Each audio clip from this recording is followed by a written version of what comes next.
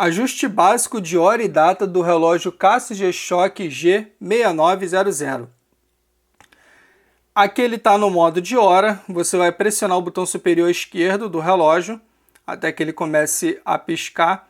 Está piscando aqui, você seleciona o fuso horário que melhor se enquadra à localidade onde você está. Você pode fazer essa mudança pressionando o botão inferior direito do relógio.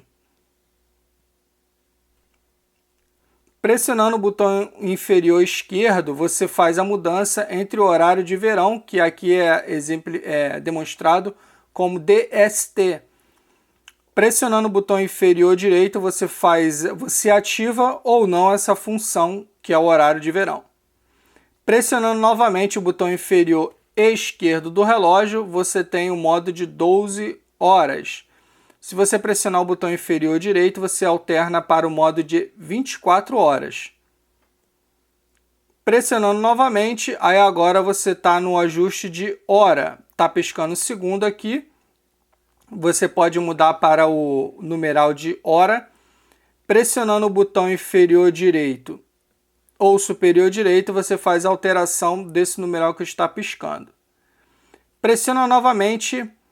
Para fazer o ajuste do minuto é da mesma forma, inferior ou superior direito do relógio. Pressiona novamente, agora você está no modo de calendário.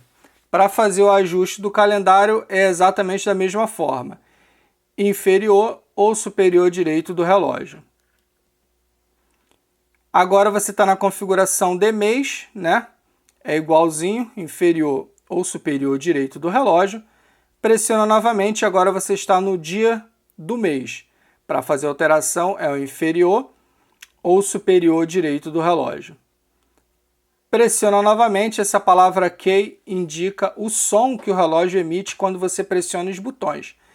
Você pode deixar ativo ou não, pressionando somente o botão inferior direito do relógio. LT significa Light Time, é o tempo que a luz do relógio fica acesa depois que você pressiona o botão. Você pode fazer a alteração entre 1 e 3 segundos pressionando o botão inferior direito do relógio. PS significa Power Save, você pode configurar essa função ativa ou não.